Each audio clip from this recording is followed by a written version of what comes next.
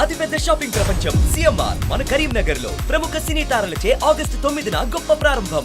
నమస్తే, నేను Keshav. Welcome to Suman TV. ఆంధ్రప్రదేశ్లో ప్రభుత్వ పథకాల పేరు మార్పు ఇప్పుడు ఒక సంచలనాంశంగా మారుతుంది. అలానే మహనీయులకు సంబంధించినటువంటి పేర్లు పెట్టడం, చరిత్ర పురుషులుగా చరిత్రలో ఎన్నటికీ గుర్తుంచుకోదగినటువంటి వ్యక్తుల పేర్లు పెట్టడం అనేది ఆసక్తికరంగా మారింది. అందులో ముఖ్యమైనటువంటి పేరు ఆంధ్రుల అన్నపూర్ణగా పేరొందినటువంటి డొక్కా సీతమ్మ పేరు. ఆమె పేరు పైన పథకాన్ని పెట్టాలి అనేటువంటి ఆలోచన గతంలోనే జనసేన అధినేత పవన్ కళ్యాణ్ చేశారు. దానికి సంబంధించినటువంటి ప్రకటనలు కూడా చేశారు. ఇప్పుడు అధికారంలోకి వచ్చిన తర్వాత దాన్ని అమల్లోకి తీసుకొచ్చినటువంటి పరిస్థితి. మనతో పాటు డొక్కా సీతమ్మ కుటుంబానికి సంబంధించి 6వ తరం వారసులు పవన్, ఆయన భార్య సౌమ్య ఉన్నారు. అసలు డొక్కా సీతమ్మ గారి జీవితం ఏంటి, విశిష్టత ఏంటి, వారిని గుర్తించడంలో ఇంత జాప్యం జరిగిందా, లేదంటే ప్రభుత్వ పరంగా వారి కుటుంబానికి ఏమైనా ప్రత్యేకమైన గుర్తింపు లభించిందా? ఈ అంశాలను తెలుసుకునేటువంటి ప్రయత్నం చేద్దాం. పవన్ గారు నమస్తే. సౌమ్య గారు మీకు నమస్కారం. మీ ఫ్యామిలీ నుంచి అంటే ఒక ప్రభుత్వ పథకానికి పేరు పెట్టడం అనేది గొప్ప వరంగా చూడాల్సి ఉంటుంది. సో డొక్కా సీతమ్మ గారు చేసినటువంటి సర్వీసెస్ గురించి ఇప్పుడు మనం కొత్తగా చెప్పాల్సిన అవసరం లేదు. బట్ దానికి ఈ జనరేషన్లో గుర్తింపు రావడాన్ని మీరు ఏ విధంగా చూస్తున్నారు? అదైతే చాలా సంతోషమైన విషయం సార్ అది. ఎందుకంటే పవన్ కళ్యాణ్ గారు ముఖ్యంగా ఆ పేరు పెట్టడం అంటే మెయిన్ క్యాంటీన్ క్యాంటీన్ ఇప్పుడు ఎలా ఉంది దాన్ని అలాగే అసలు అన్నపూర్ణ దేవిగా పేరొందిన సీతమ్మ గారిని పేరు పెట్టడం అనేది చాలా సంతోషకరం. ఎందుకంటే ఆవిడ పార్టీ పెట్టినప్పుడే ఆయన ఆ పేరు అనుకున్నారు. అలాగే పథకాలకి ఆ రకమైన పేర్లు పెట్టడం అనేది చాలా సంతోషకరం. ఎందుకంటే నేను వచ్చే జనరేషన్స్కి అయినా భావితరాలకి అది చాలా తెలుసుకోవాలి, ఇన్స్పిరేషన్గా ఉంటుంది. సో అది చాలా గొప్ప విషయం. అంటే మీకేమైనా మీతో ఏమైనా మీ ఫ్యామిలీతో ఏదైనా ఇంటరాక్షన్ కానీ ఈ పేర్లు పెట్టాలని అనుకునేటువంటి టైంలో అంటే ఆయన చాలా కాలం క్రితం కూడా చెప్పారు డొక్కా అంటే మన తెలుగు నేలపైన గొప్ప వ్యక్తులుగా ఉన్న వాళ్ళ పేర్లు అని ప్రస్తావిస్తూ ఉదాహరణగా చెప్పారు. అవును సార్. సో మీ ఫ్యామిలీతో దీనికి సంబంధించి ఏమైనా చర్చలు కానీ సంప్రదింపులు కానీ జరిగినాయా? సంప్రదింపులు అంటే నాకు తెలియలేదు సార్, నాకు తెలిసినానికి.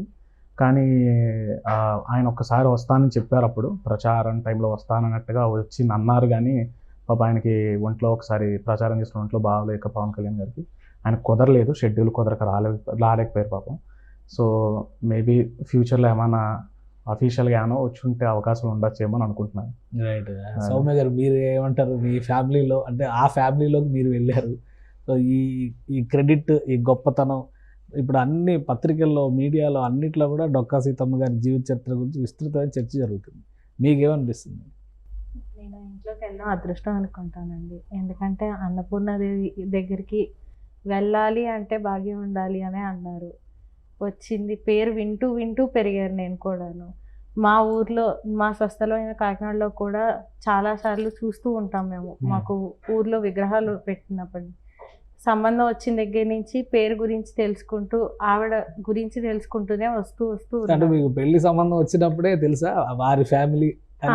అంతే అండి. అంటే ఇంటి పేరు గురించి నుంచి అబ్బాయి పేరు చెప్తారు కదా, అప్పుడు ఇలా డొక్కా సీతమ్మ గారికి సంబంధించిన 6వ తరం వారు అని చెప్పారు. అప్పుడు ఆహా అని చెప్పేసి అక్కడి నుంచి విన్నాను పేరు అంటే ఏంటో తెలుసుకుంటూ చదువుకుంటూ వచ్చాను. ఆ తర్వాత ఇప్పుడు ఇంట్లోకి పూర్తిగా వచ్చిన తర్వాత ఆవిడ ఇంటి దగ్గరికి వెళ్ళి విషయాలన్నీ తెలుసుకుంటూ ఆవిడ ఎలా పెట్టారు, ఏం చేశారు అవన్నీ తెలుసుకుంటారు. అంటే మీరు తెలుసుకున్నారా ఇంట్లో అడుగు పెట్టిన తర్వాత ఆమె సేవలు ఎలా ఉంటాయని తెలుసుకున్నారా? అవునండి. ఎవరు చెప్పారు మీకు అవన్నీ, ఆ వివరాలన్నీ? ఒకటి మా అత్తగారు వాళ్ళు చెప్తూ ఉంటారండి, లేదంటే రోజు మా ఆయన చెప్తూ ఉంటారు. మా ఇంట్లో చరిత్ర ఉంది, చదువుకుంటూ ఉంటాం అప్పుడప్పుడు. అంటే ఆమె ఏ విధంగా ఉండేవారు అనే దానికి ఒక చరిత్ర ఉందా ఇంట్లో? ఉందండి. ఏంటి పవన్ గారు, ఏంటి అటువంటి చరిత్ర? అంటే చాలా టెక్స్ట్ బుక్స్లో వాటిలో చూసాము. డొక్కా సీతమ్మ గారి పేరు అయితే తెలుసు చాలామందికి, చాలామంది ప్రవచనకర్తలు కూడా ప్రముఖంగా ప్రస్తావించిన పేరు కాబట్టి తెలుస్తుంది. గోదావరి జిల్లాలో అయితే మరీ ముఖ్యంగా ఆ పేరుకి పాపులారిటీ ఉంది. సో ఆమె చరిత్ర ఇది అని స్పష్టంగా చెప్పేటువంటి ఆధారాలు కానీ దానికి సంబంధించినటువంటి వస్తువులు కానీ మీ దగ్గర పర్టికులర్గా ఏమున్నాయి? వస్తువులు అంటే అండి, ఇల్లు అయితే అలాగే ఉందండి. సో నేను పుట్టిన పెరిగింది కూడా అదే ఇంట్లోనండి, పెరిగింది కూడా, చదువుకుంది అక్కడ లంకల గన్నవరంలోనే. ఆ తర్వాత కూడా అండి మేము ఇంకా కొంచెం అది ఒక 150 ఏళ్ళ ఇల్లు కాబట్టి శిథిలావస్థ వచ్చినప్పుడు మా పెద్దనాన్నగారు, మా నాన్నగారు అండి, మిగతా కుటుంబీకులు, సీతమ్మ గారు వారసులు కుటుంబీకులు అందరూ కూడా ఒక తాటి మీదకి వచ్చి ఒక అనుకుని మాట అనుకుని దాన్ని మళ్ళీ రీమోల్డింగ్ చేశారండి ఇల్లంతా. అది ఇల్లును మాత్రం ఏమాత్రం డిస్టర్బ్ చేయకుండా అది ఎలాగ ఇదివరకు ఉండేదో అలాగే చేసేవారు. దానికి సంబంధించిన వస్తువులు అంటే మీకు సరిగ్గా గుర్తులు అంటే మాత్రం ఆవిడ కుర్చీ అండి. ఆవిడ కూర్చున్న కుర్చీ అలాగే ఉంది. అది మేము అప్పటి నుంచి దాన్ని ఏం డిస్టర్బ్ చేయకుండా అలాగే ఉంచాం. ఇంకొకటి భోషానం అండి. భోషానం కూడా మీకు ఇంటికి వచ్చి చూస్తే మీకు కనపడుతుంది. మా ఫస్ట్ స్పెషల్ గా విజిట్ చేసింది, హౌస్ విజిట్ చూసారు అదే. సో ఆ విజువల్స్ మీకు అందులో చూస్తే క్లియర్గా ఉంటాయండి. ఆ రుబ్బరోలు, సనికిల, అలాగే మీకు పెరడు వెనకాల ఉన్న నుయ్యి కూడా ఉంటుందండి. చాలా 150 ఏళ్ళు అప్పటి నుంచి ఉన్నది అదే. అలాగా మీకు ఇంకొకటి చరిత్ర వచ్చేసి పుస్తకం వచ్చేసి ఏంటంటే పాఠ్యాంశాల్లో ఉందండి. కొంతమంది 1980లోను 70లో కొంతమంది చదువుకున్నారు వాళ్ళ చిన్నప్పుడు పాఠ్యాంశాలు. అది కాకుండా 1956లో అండి ఈ సీతమ్మారి ఇంటి వెనకాల మిత్తిపాటి గారి ఫ్యామిలీ ఉంటుందండి, కుటుంబం. ఆ కుటుంబంలో చెందిన ఆయన 56లో మిత్తిపాటి సీతారామణ చైనులు ఆయన వ్యక్తి మొట్టమొదటిగా ఆవిడ చరిత్ర రాశారండి. అప్పుడు బయటపడిందని మొత్తం ఆవిడ ఏం చేశారు, ఎలాంటి సేవలు, ఏమేమి సంఘటనలు జరిగాయి అన్నది మొత్తం ఆయన రాశారండి. మొత్తం అక్కడి నుంచి అవి ప్రచురణ బాగా అయిందండి. చాలామంది తెలుసుకుని కొంతమంది కవులు కానీ వేరే వాళ్ళు హైదరాబాద్ సంబంధించిన వాళ్ళు చాలామంది వచ్చి వాళ్ళ శైలిలో వాళ్ళు రాశారండి పుస్తకాలు. అంటే మీకు బయట ప్రపంచానికి తెలిసిన తర్వాత కూడా ఎక్కడ అధికారిక గుర్తింపు రాలేదు అనేటువంటి ఇది ఉంది. సో అటువంటి గుర్తింపులు వచ్చిన సందర్భాలు ఏమైనా ఉన్నాయా? కేవలం పుస్తకాల్లో వచ్చింది, చరిత్ర పరంగా చెప్పుకుంది, ప్రభుత్వ పరంగా గుర్తింపు వచ్చింది, అటువంటివి ఏమైనా ఉన్నాయా? ప్రభుత్వ పరంగా అంటే అండి ఒకటి మాకు గుర్తింపు ఏంటంటే సీతమ్మ గారు అక్విడేట్ అండి. 2000 సంవత్సరంలో తెలుగుదేశం పార్టీ హయాంలో అండి, అప్పుడు బ్రిడ్జ్ ఓపెనింగ్ టైంలో అండి బాలయోగి గారు ఆ గుర్తింపు ఇచ్చారండి.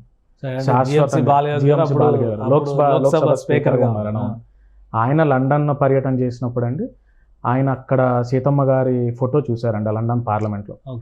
ఆ ఫోటోని చూసి ఇది ఈవిడ ఎవరు అని చెప్పి వాళ్ళ సెక్రటరీ గారిని అడిగితే అండి అప్పుడు సెక్రటరీ గారు కనుక్కుని ఇలా పలానా గోదావరి జిల్లా లంకలగన్నవరం గ్రామస్తులైన డొక్కా సీతమ్మ గారు అని చెప్తే సరే వీళ్ళకి ఏదో ఒకటి చెయ్యాలి మనం, అది ఆయన కాన్స్టిట్యున్సీ,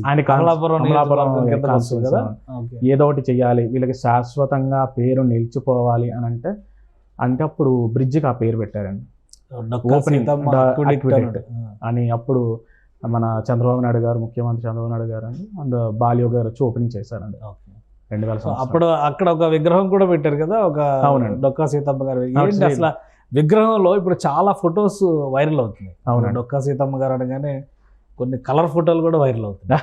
ఇప్పుడు మన దగ్గర కొన్ని ఫోటోలు ఉన్నాయి, ప్లే చేస్తారు.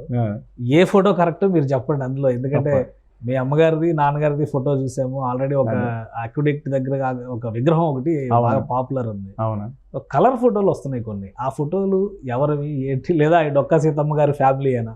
లేదు, కలర్ ఫోటోలు అయితే డొక్కా సీతమ్మ గారు కాదండి. ఆవిడ పునఃస్త్రీగా ఉన్నప్పుడు ఎటువంటి ఫోటో లేదండి. ఓకే, అంటే భర్త గారు ఉన్నప్పుడు అయితే లేదండి, భర్త గారు చనిపోయారండి అప్పటికే. ఆ ఫోటో వచ్చినప్పటికీ అంటే అది ఫోటో అంటే అప్పట్లోనే గీసిందండి అది యాక్చువల్లీ, అది చేతితో గీసిన ఫోటో. అది కూడా మొదట ఒప్పుకోలేదండి. ఒప్పుకోకపోతే ఆఫీసర్కి ఉద్యోగం పోతుందని చెప్పేసి నీ కడుపు నేను కొట్టలేను కాబట్టి సరే నువ్వు నీ కోసం నీ ఉద్యోగం పోతుంది, నీ కడుపు పొట్ట కొట్టిన వాడు నేను అవుతాను, నాకు కారణం అవ్వకూడదని చెప్పి ఆవిడ కూర్చుని గీయించుకున్నారు అనుకో. ఓకే ఓకే, అదొక్కటే అని ఫోటో. కలర్ ఫోటో ఇప్పుడు ఈ వైరల్ అవుతుంది, ఇది డిస్ప్లే అవుతుంది, ఇది కాదండి, ఇది వేరే ఎవరో పెట్టారండి యూట్యూబ్లో. ఇది అప్పటికి చాలామంది ఫేస్బుక్లో పెట్టినప్పుడు కూడా నేను వైరల్ అయినప్పుడు చెప్పానండి, ఫేస్బుక్లో కమెంట్ ఇచ్చాను, ఇలాగా పలానా వారసునండి నేను చెప్తున్నానండి, అది కాదండి, తప్పు. ఇది మేము తర్వాత తెలుసుకున్నాండి. సర్లే అసలు ముందంటూ ఇది కాదు అని చెప్పాలంటే వాళ్ళు ఎవరు, మన ఫోటో ఎవరు అనేది అని తెలుసుకోవాలి. సరే అని తెలుసుకున్న తర్వాత మేము తాడేపల్లి రాఘవనారాయణ శాస్త్రి గారు అని చెప్పి ఆయన బాలా త్రిపుర సుందరి అమ్మవారి ఉపాసకులండి. ఆయన గుంటూరు గ్రామం చెందిన ఆయన అండి. ఆయన చాలా గొప్ప. ఆ ఫోటో ఇప్పుడు ఆయనదండి. అది అస్సలు లేదండి, సంబంధం లేదు. సో అది మేము చెప్పాము, కానీ ఆయన ఇంకా స్టిల్ ఎక్కడో ఉండిపోయింది, అది ఇంకా ఆ సోషల్ మీడియాలో ఉండిపోయిందండి. రైట్, ఇప్పుడు మీ ఫ్యామిలీ గురించి మాట్లాడితే డొక్కా సీతమ్మ గారికి 6వ తరం అంటున్నారు. అవును. సో ఏ విధంగా 6వ తరం, మీ క్రానాలజీ ఏంటి అసలు? క్రానాలజీ అంటే అండి డొక్కా సీతమ్మ గారికి ఆయన భర్త గారి పేరు జోగన్న గారండి. జోగన్న గారికి 2 కొడుకులండి, సుబ్బారాయుడు గారు అలాగే గోపాలం గారు. ఓకే. సో ఇప్పుడు పెద్ద కొడుకు వచ్చేసి ఎవరంటే అండి సుబ్బారాయుడు గారు అండి, చిన్న కొడుకు గోపాలం గారు. రాయుడు గారికి మళ్ళీ ఇంకో 2 కొడుకులండి, ముగ్గురండి. ఓకే. రామజోగయ్య, రామభద్ర గారు, సూర్యనారాయణమూర్తి. ఓకే. ఈ సూర్యనారాయణమూర్తిగా ఈ రామభద్రుడు కానీ 2 అండి, మళ్ళీ సూర్యబాబు, వెర్రిబాబు. ఓకే. మన రామజోగ గారికి ఒకే కొడుకు అండి, కృష్ణమూర్తి గారు. ఓకే. సూర్యనారాయణమూర్తికి ఏమో 3 కొడుకులండి. అందులో మా తాతగారు ఒక 3 కొడుకుల్లో గోపాలకృష్ణమూర్తి గారు అండి, వీరభద్రం గారు, ఇంకొకరు వచ్చేసి సుబ్బారాయుడు గారు మళ్ళీ. ఓకే. అదే. సో మీ తాతగారు, మీ నాన్నగారు, మీ తర్వాత వాళ్ళు ఎంతమంది? మీ నాన్నగారు వాళ్ళు? మా నాన్నగారు వాళ్ళు 2 అండి. ఓకే. ఒకళ్ళు ఉదయ్ భాస్కర్ రావు అండి, పెద్ద ఆయన, మా పెద్ద నాన్నగారు. 2 మా నాన్నగారు అండి, కామేశ్వరరావు గారు. ఓకే. మీరు మీ నాన్నగారికి? మా నాన్నగారికి 2వ కొడుకునండి. ఓకే. మీరు 2వ కొడుకు. మీ అన్నయ్య గారు ఏం చేస్తారు? అన్నయ్య గారు చార్టెడ్ అకౌంటెంట్ ప్రాక్టీస్ విశాఖపట్నంలో సో ఇప్పుడు ఈ మొత్తం తరంలో మీరు 6వ తరంలో మీ జనరేషన్ ఉందా? మిగతా వారి వారసులు కూడా ఎవరైనా ఉన్నారు? ఇంకా ఉన్నారండి, ఉన్నారు. అంటే 4వ తరం దాకా అక్కడే ఉన్నారండి. తర్వాత 5వ తరంకి వచ్చిన వాడికి ఇంకా ఎవరికి వాళ్ళు ఉద్యోగం రీత్యా వెళ్ళిపోయారండి. ఓకే. చాలా మంది. సో ఇప్పుడు లంకల గన్నవరంలో మీ నాన్నగారు మాత్రమే ఉన్నట్టు? అంతే, మా నాన్నగారు మాత్రమే ఉన్నారు ఆ జనరేషన్. తర్వాత జనరేషన్ లో మీరు ఇక్కడ ఉన్నారు, మీ అన్నయ్య గారు విశాఖపట్నం. ఓకే. మిగతా వాళ్ళు ఉన్నారండి, హైదరాబాద్ ఉన్నారు, బెంగళూరు, ఢిల్లీ, కొంతమంది స్టేట్స్కి వెళ్ళిపోయారండి చాలా మంది. సో అంటే ఫ్యామిలీ విశ్వవ్యాప్తం అయింది. మొత్తం రైట్. ఇప్పుడు మీకు ఇంట్లో చెప్పేటప్పుడు మీ చిన్నతనంలో అసలు మీ మా అమ్మగారి గురించి, అంటే మీ జనరేషన్స్ లో డొక్కా సీతమ్మ గారు ఇంత పాపులర్ అనేటువంటి విషయం మీకు చిన్నప్పటి నుంచి ఆమె గురించిన కథలు కానీ వివరాలు కానీ చెబుతూనే పెరిగారా, వింటూనే పెరిగారా, లేదంటే అసలు సంబంధం లేనట్టుగా మీ పనులు మీరు చేసుకుంటూ ముందుకెళ్ళారు? లేదు, మా అమ్మగారు మొదట ఇక్కడ డొక్కా వాళ్ళ ఇంట్లో కాపురానికి వచ్చినప్పుడు అండి, మా అమ్మగారికి కూడా పెద్దగా తెలియదండి. ఓకే. పెద్దగా తెలియనప్పుడు వాళ్ళ అత్తగారు చెప్పారండి, అంటే పెద్ద అత్తగారండి. యాక్చువల్గా మా నాన్నమ్మగారు తాతగారు అప్పటికి వెళ్ళారు పెళ్ళి చేసుకుంటే వచ్చినప్పుడు. సో పెద్ద అత్తగారు చెప్పారండి, ఇలా కూర్చోబెట్టి ఇలాగమ్మ సీతమ్మ గారు అంటే ఈవిడ ఇలా అని చెప్పారండి. అలాగే మాకు చిన్నప్పుడు కూడా మాకు చెప్పారండి. అంటే మా క్యూరియాసిటీతో మేము కనుక్కున్నాం, తెలుసుకున్నాం కొన్ని. ఈ కుర్చీ ఎవరిది ఏంటి, అసలు ఈ రుబ్బు రోలు సనికిలు మేము ఎప్పుడు వాడలేదండి. ఎప్పుడు కుర్చీలు ఎప్పుడు కూర్చుంది మేము ఎప్పుడూ లేదు, మేము కూర్చోం కూడా, అది ఎప్పుడు అలా వేసి అలాగే ఉంటుంది. ఈ రుబ్బు రోలు సనికిలు కూడా అలాగే ఉంచేవాళ్ళం. భోషానం ఒక్కటి మేము సామాలు అవి తీసేవాళ్ళం, మావేవో ఉంటాయి కొన్ని. ఆ సామాలు తీసినప్పుడు అడిగేవాళ్ళం ఎందుకంటే మాకు వరద వచ్చేదని, ఏడాది వరద వచ్చేది. ఆ భోషానం మేము వదిలేసేవాళ్ళం. మిగతా సామాన్లన్నీ తీయాలి అని అంటే అప్పుడు ఇవన్నీ కనుక్కోవడం, అసలు ఇవేంటి అంటే అప్పుడు మాకు అలా స్టోరీ చిన్నప్పటి నుంచి అలా చెప్పేవాళ్ళు, అంటే చెప్పేవాళ్ళు ఆమె గురించి చెప్పేవాళ్ళు. తెలుసండి. సో మీరు ఇంట్లో అడుగు పెట్టినప్పుడు సార్ భోషానం అంటే వాళ్ళు ఉపయోగిస్తారు, మిగతా అన్ని మీరు ఉపయోగించే వస్తువులే కదా, మీరు ఏమైనా ఉపయోగించారా? అసలు ఎప్పుడు? అవి కేవలం ఆవిడ గుర్తుల కిందనే ఉంచాము. ఓకే. మాకు ముట్టుకోవడానికి అవకాశం రాలేదు. చూడాలి మీరు రేపు పొద్దున ఏమైనా వస్తుందేమో చూడాలి. అంటే అసలు ఇప్పుడు ఆ ఇంటి దగ్గర ఇల్లు స్వరూప స్వభావాలు మార్చారు. సో మిగతా వస్తువులకు సంబంధించి ఒక క్లారిటీ ఉంది. నిత్యాన్నదానం అనేటువంటి కాన్సెప్ట్ ఒకటి ఉంది కదా, ఆమె జీవితకాలం చేశారు కదా. తర్వాత జనరేషన్స్ లో ఎవరైనా కొనసాగించిన పరిస్థితులు ఉన్నాయా? అదేంటే అండి, చాలా మంది అడిగారు నన్ను ఇది. కొంతమంది ఆ డొనేషన్ రూపంలో కూడా ఇస్తామని, ఏదో మీరు చేయిస్తామన్నట్టుగా చెప్పారు కూడా. అంటే మేము డొక్కాలు మా కుటుంబీకంలోకి వస్తాయండి, సీతమ్మ కుటుంబానికి వస్తే మేము ఒకరిని పెట్టే స్థానంలో ఉన్నాం, కానీ ఎప్పుడు పుచ్చుకుంది లేదండి. ఆవిడ తీసుకుందే లేదు చరిత్రలో. ఆవిడ చేసిందండి, అంటే ఏంటంటే వచ్చిన వాళ్ళకి కాదనకుండా చేసింది. అది సమయం సందర్భం కూడా ఉండేది కాదండి. అంటే తెల్లవారుజామున అర్ధరాత్రి ఇంకోటి ఏం ఉండేది కాదండి. ఆవిడ ఎవరైనా వస్తే చాలు, అలికిలాంతర పట్టిన అర్ధరాత్రి పూట అయినా వెళ్ళండి అలాగే పెట్టేదన్నాడు. అందుకని అది కొడుకు దగ్గర మాట తీసుకున్నాను, పెద్ద కొడుకు దగ్గర, సుబ్బారాయుడు గారు పెద్ద కొడుకు దగ్గర మాట తీసుకున్నాడు. ఇది ఆగకూడదు నాయన అని చెప్పి ముందు ఆ భర్త గారు చనిపోతూనే కొడుకుకి మాట చెప్పారు, మీ అమ్మకి అడ్డుకు రాకు, మీ అమ్మ ఏ చేసినా నువ్వు అడ్డు రాకు. ఎందుకంటే మనం ఇంట్లో ముఖ్యంగా ఆడవాళ్ళు చేసేదానికండి పెద్ద సపోర్ట్ ఎవరు ఉండాలంటే మగవాళ్ళు ఉండాలండి ఖచ్చితంగా. అందులో ఆయన మెచ్చుకోవాలండి. ఆయన ఏనాడు అడ్డు చెప్పలేదండి, ఏ చేస్తున్నా కూడా ఏనాడు ఏ సందర్భంలో ఆయన అడ్డు చెప్పలేదు. ఆయన అందుకని అలా చేశారండి. పెద్ద కూడా చేశారు, 3వ తరం కూడా. 4వ తరం వచ్చినప్పుడు మా తాతగారు వాళ్ళు చేసినంత వరకు వాళ్ళు చేశారండి. వచ్చిన వాళ్ళకి ఏదో ఒకటి వాళ్ళు తినకుండా ముందు పెట్టేసేవారు. అంటే మీకు అంత వితరణ చేయాలంటే కూడా కొద్దిగా ఆస్తిపాస్తులు ఉండాలి కదా, మరి వాటి లెక్క ఏంటి, ఎంత మిగిల్చారు, ఎంత ఖర్చు పెట్టారు? ఆవిడ ఉన్నప్పుడు ఉండేదండి. ఆవిడ ఉన్నప్పుడు అయితే ఆస్తి బాగానే ఉండేది, ఎందుకంటే జోగన్న గారు సంపన్నుడే, ఆవిడ బాగానే ఉండేదండి. కానీ మెల్లిమెల్లిగా ఒక్కొక్కటి దానంగా చేసిన తర్వాత, అంటే అన్న రూపంలోనే కాకుండా ఏదైనా ఎవరైనా వచ్చి అమ్మ నేను నా కూతురు పెళ్లి పెట్టుకున్నా కూడా ఏదో బంగారం రూపం ఇచ్చేయడం, చిన్న ఏదంటే పుస్తలు ఇవ్వడం, బంగారు సూత్రాలు ఇవ్వడం, అలాంటివి చేయడం, మెల్లిగా ఆల్మోస్ట్ వాళ్ళకి ఇంకా ఆస్తి మొత్తం కరిగిపోయిందండి, ఏమీ లేదు. కానీ మీకు వచ్చేసరికి అసలు భూములు మీ నాన్నగారి హయాం, మీ తాతగారి హయాం మా తాతగారి హయాంలో కొద్దిగా ఉన్నట్టుందండి, అది కూడా అమ్మేశారండి, అప్పుడు తక్కువ రేటుగా అమ్మేశారు. మా నాన్నగారు వచ్చినట్టుగా ఏం లేదండి. ఓకే. సో మీరు ఇంట్లో ఉన్నటువంటి వస్తువులన్నీ ఓకే, కానీ చెక్క కుర్చీ, భోషాణ ఇవన్నీ కూడా 100 ఏళ్ళు దాటిపోయినాయి హిస్టరీ కదా, ఎలా వాటిని ప్రొటెక్ట్ చేసుకుంటూ వచ్చారు?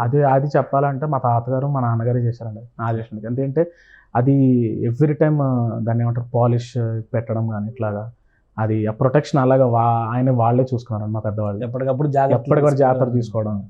అది మీరు ఏం చేస్తారు, మీరు మీ విద్యాభ్యాసం కానీ మీరు ఏం చేస్తారు అసలు? నా విద్యాభ్యాసం విజయవాడలో అయ్యిందండి. నేను కాస్ట్ అండ్ మేనేజ్మెంట్ అకౌంటింగ్ చేశాను, ప్లస్ కామర్స్ బీకామ్ చేశానండి. ఓకే. అండ్ నేను 2016లో కాగ్నిజెంట్ టెక్నాలజీస్లో ఫస్ట్ జాయిన్ అయినండి. ఆ తర్వాత 2020లో అప్పుడు ప్రజెంట్ స్విస్ బ్యాంక్లో చేస్తున్నాను. ఓకే. Financial controller. హైదరాబాద్లోనే ఉంటారు? హైదరాబాద్ నుంచే చేస్తాను. హైదరాబాద్ నుంచి. మీరండి, మీ విద్యాభ్యాసం కానీ అరేంజ్డ్ మ్యారేజ్ అన్నా? మాది అరేంజ్డ్ మ్యారేజ్ అండి. నేను గీతం యూనివర్సిటీ వైజాగ్లో ఎంఎస్సి మైక్రోబయాలజీ చేశానండి. ప్రస్తుతానికి ఖాళీగా ఉన్నాను. ఇంట్లో ఉన్నారు? ఇంట్లోనే. సో ఇప్పుడు ఈ స్టోరీ అంతా విన్న తర్వాత గవర్నమెంట్లు డొక్కా సీతమ్మ గారి పేరు మీద పథకాలు పెట్టడం, క్యాంటీన్లు పెట్టడం, వీటన్నిటి గురించి వస్తున్న తర్వాత మీకు ఏమనిపిస్తుంది? అంటే గవర్నమెంట్ వరకు అయితే మాత్రం ఇలా పేర్లు పెట్టడం వల్ల మేము అలాగే సర్వేపల్లి రాధాకృష్ణ గారి గురించి కానీ ఇంకోళ్ళ గురించి కానీ అలా అయితే సరే ఈ పేరు విన్నాము కాబట్టి వీళ్ళ గురించి ఏంటి అన్నది తెలుసుకోవాలనుకున్నాం. అలాగే ఇప్పుడు ఈ పేర్లన్నీ వింటుంటే మా తర్వాత జనరేషన్స్ వాళ్ళు కూడా ఈ పేరు ఏదో ఉంది కదా అంటే ఎవరు ఏంటి అనైనా తెలుసుకుంటారు, కొంచెం హిస్టరీ తెలుస్తుంది, వీళ్ళకి కూడా కొంచెం మంచితనం ఏమైనా రావచ్చు అని అవకాశాలు ఉంటాయి. డొక్కా సీతమ్మ గారు అంటే గోదావరి జిల్లాలో బాగా పాపులర్ అని, ఇప్పుడు రాష్ట్రం అంతా పాపులర్ అయ్యారు. మీరేం చెప్తారంటే గవర్నమెంట్ పేరు పెట్టే క్రమంలో వారసుల్ని గుర్తించడం ఇట్లాంటివన్నీ కూడా జరుగుతూ ఉంటాయి. సో మీకు అటువంటి ఐడెంటిటీ ఏమైనా వచ్చిందా?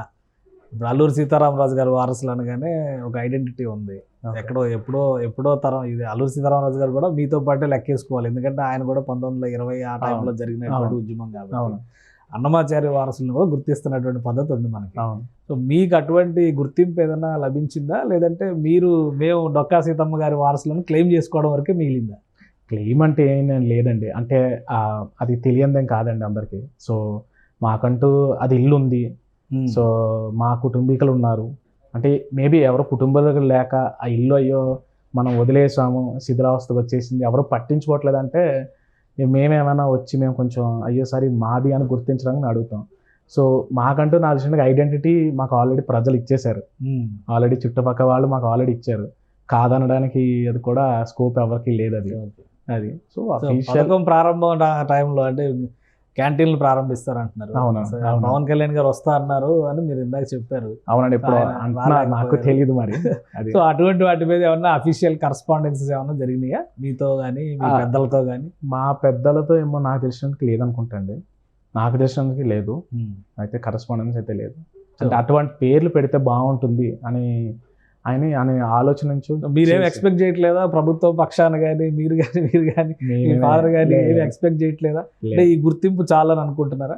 మాకు పర్టికులర్గా మాకైతే పెద్దగా ఇది లేదు సార్, అది మాకు ఉన్నది ఆ ఇల్లు ఉంది, అది చాలు మాకు, అంతకంటే ఆమె వారసులు అనేటువంటి పేరు చాలని చెప్పాలి, అంతకంటే మాకు భాగ్యం ఇంకా లేదు. ప్రభుత్వ పరంగా ఇప్పుడు కార్యక్రమం మధ్యాహ్న భోజన పథకం అవును సార్ స్టార్ట్ అయింది, ఆల్రెడీ జరుగుతుంది. స్కూళ్ళల్లో అన్నింటిలో కూడా బోర్డ్స్ మెనూస్ అన్ని రాస్తున్నారు చాలా క్లియర్ గా. సో నెక్స్ట్ క్యాంటీన్స్ మొదలు పెడతారనేటువంటి మాట చెప్తున్నారు. ఇంకా డొక్కా సీతమ్మ గారి సర్వీసెస్ విషయంలో కానీ ఆమె వితరణ గురించి కానీ భవిష్యత్ తరాలకు తెలియాలంటే ఏం చేస్తే బాగుంటుందని మీరు ఫీల్ అవుతున్నారు? అంటే ఇది ఆల్రెడీ అయితే అండి ఇందులో చాలామంది కూడా అండి మెయిన్ బుక్స్ పబ్లిష్ అనేది బాగా జరిగిందండి. అంటే రీసెంట్ టైమ్స్లో నేను కోవిడ్ టైంలో ఉన్నప్పుడు కానీ అంటే చాలామంది వచ్చేవారు, మేము కోవిడ్ టైంలో నేను వర్క్ ఫ్రమ్ హోమ్ అక్కడే చేసేవాడిని. సో చేసినట్టు చాలామంది వచ్చి కూడా కొంతమంది హైదరాబాద్ నుంచి ప్రముఖ కవులు కానీ ఎవరైనా రచయితలు వచ్చి వాళ్ళ రీతిలో వాళ్ళు పుస్తకాలు రాశారండి, కథనం. అలా చేసి పుస్తకాలు పంపిణీ చేస్తున్నారండి. ఇప్పుడు నా వరకు ఏంటంటే తెలియాలి అంటే ద బెస్ట్ వే ఏంటంటే, ఒకటి ఎలాగా సోషల్ మీడియా ఎలాగా అవుతుంది, ఇంకొకటి ఏంటంటే ఈవిడ చరిత్ర అట్లీస్ట్ పాఠ్యాంశాల్లో పెడితే చాలా బాగుంటుంది నా ఉద్దేశం. ఇంకా బాగా అర్థమైంది. బాగా చిన్నపిల్లలకు బాగా అర్థమవుతుంది, వచ్చే జనరేషన్ వాళ్ళకి అర్థమవుతుంది. ఆ పిల్లలకి ఏంటంటే ఇవాళ రేపు అంతా టెక్నాలజీ బేస్ మీద టెక్నిక్ వెళ్తుంది, కానీ ఇవి కూడా స్టడీ కూడా కొంచెం తెలియాలి అని అంటే మాత్రం ద బెస్ట్ వే అయితే బుక్స్, స్కూల్ బుక్స్లో అయితే పెడితే ఇంకా బాగుంటుంది. ఒక పాఠ్యాంశం కింద 2 లైన్ల కింద పెట్టి చెప్తే బాగుంటుంది అనేది నా ఉద్దేశం. సో మీరేమనుకుంటున్నారు, ఎలా చేస్తే ఇంకా ఆమె గురించి భవిష్యత్ తరాలు తెలుసుకునేటువంటి అవకాశం ఉంటుంది, ఇంకా ఎక్కువ పరిశోధనలు జరిగే అవకాశం ఉంటుంది, మీకు ఎలా అనిపిస్తుంది? అంతే అండి, లెసన్స్లో చాప్టర్స్ కింద పెట్టాలి, అన్ని లాంగ్వేజెస్లోకి మార్చి మరి పెడుతూ, అవి ఒక మారల్ స్టోరీ బుక్స్ మనకి పంచతంత్ర అవి ఇంతకుముందు వచ్చేవి, అలా మారల్ స్టోరీస్ కింద చేయొచ్చు. అలా చేస్తూ కంటిన్యూస్గా పేరెంట్స్ అన్న వాళ్ళు వెనకాలే చెప్పడానికి ఆప్షన్ కింద ఇస్తే బాగుంటుంది అనిపిస్తుంది. అంటే ఈ మధ్య ఈ ట్రస్ట్లు అవి వస్తున్నాయి కదా, అన్నదాన ట్రస్ట్లు అట్లాంటివి వస్తున్నాయి కదా, మరి డొక్కా సీతమ్మ గారి పేరు మీద అలాంటి కాన్సెప్ట్ అయితే మీరు తీసుకునే ఆలోచన చేయట్లేదా? యాజ్ ఆఫ్ నా అయితే మా పెద్దలకు కానీ మాకు కానీ ఎవరికి లేదండి ఆలోచన, అంటే ట్రస్ట్ వరకు లేదండి మాకు ఆలోచన. మీరు ప్రభుత్వం చేసేదానికి సహకారం అందిస్తారు తప్పకుండా. థ్యాంక్ యూ పవన్ గారు, థ్యాంక్ యూ అండి సౌమ్య గారు. ఇది డొక్కా సీతమ్మ గారి చరిత్ర భవిష్యత్ తరాలకి తెలియజెప్పాల్సినటువంటి అవసరం ఉందని ఆ కుటుంబీకులు భావిస్తున్నారు. అదేవిధంగా ఇది 6వ తరం అయినప్పటికీ కూడా ఆమెకు సంబంధించినటువంటి స్మృతుల్ని కాపాడుకోవడం ద్వారా భవిష్యత్ తరాలకి స్ఫూర్తినివ్వాలని భావిస్తున్నారు. ప్రభుత్వం తీసుకున్నటువంటి నిర్ణయం ఇన్ని సంవత్సరాల తర్వాత డొక్కా సీతమ్మ సేవలకి ఒక ప్రత్యేక గుర్తింపుగా వారు భావిస్తున్నారు. అదేవిధంగా రాష్ట్ర ప్రభుత్వం ఈ పేరు పెట్టడం వెనకే ఒక అద్భుత విజయాన్ని సాధించినట్లుగా పవన్ చెప్తున్నారు. ఇది స్పెషల్ డిస్కషన్. Keep watching.